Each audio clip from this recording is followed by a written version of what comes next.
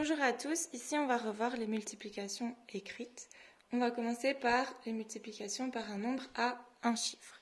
Donc ça c'est le tableau que vous avez l'habitude d'utiliser avec Nicolas. Je vais reprendre avec vous les éléments importants.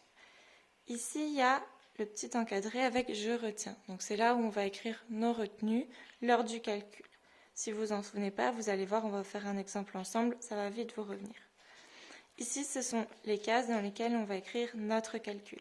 Il faudra bien aligner les unités avec les unités, les dizaines avec les dizaines, et ainsi de suite. Et là, c'est l'espace qui sera dédié à notre réponse et donc au résultat de notre calcul. Je vais commencer par inventer un calcul. Donc ici, on va faire 345 fois 6.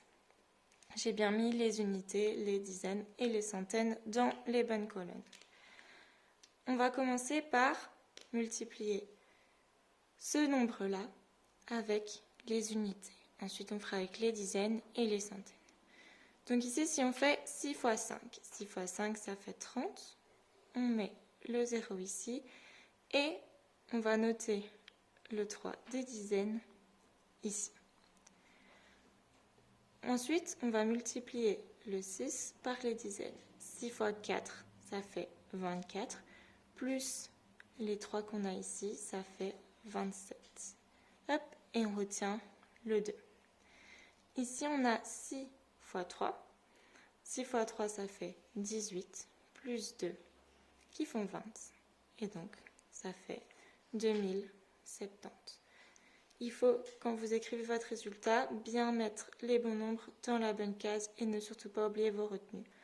Pour ne pas les oublier, vous pouvez faire comme j'ai fait, on les barre à chaque fois et comme ça, à la fin de notre calcul, on est sûr de tous les avoir utilisés. Maintenant, on va passer aux multiplications par un nombre à plusieurs chiffres. Donc c'est à nouveau le même tableau. Il manque ici le petit encadré avec « je retiens ». Hop, je le fais en vitesse avec vous. Et donc voilà, ici on écrira nos retenues. Le calcul qu'on va faire ici est un petit peu différent puisqu'on va multiplier par un nombre avec plusieurs chiffres. Par exemple ici, on va faire 148 fois 14. D'accord?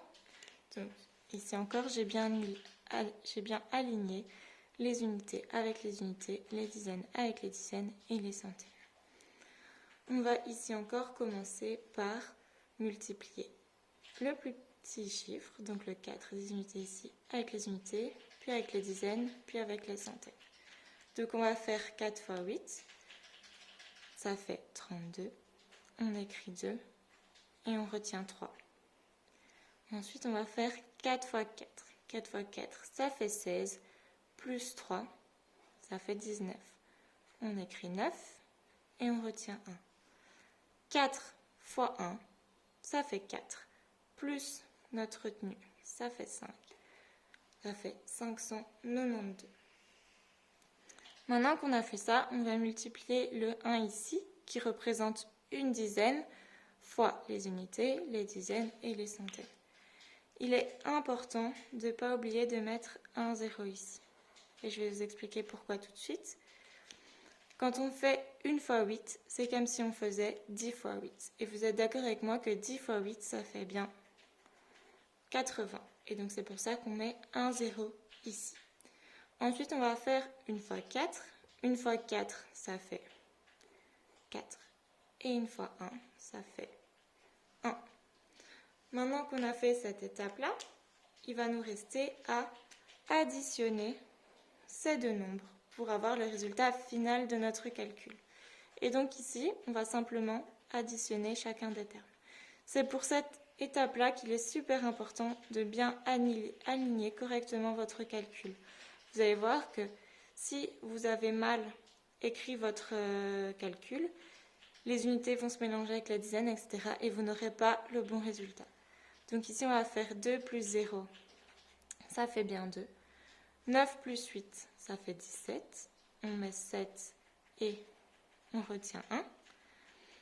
5 plus 4, ça fait 9. Plus 1, ça fait 10. On écrit 0 et on retient 1. Et puis ici, 0 plus 1, ça fait 1. Plus 1, ça fait 2. Et donc voilà, on a notre résultat du calcul. Et il ne faut pas oublier de barrer ses retenues. On voit bien qu'on a bien tout reporté et qu'on n'a pas oublié de nombre dans ce calcul. Voilà, encore une fois, si vous avez d'autres questions, n'hésitez pas à nous les poser ou à regarder à nouveau cette vidéo si ça peut vous aider.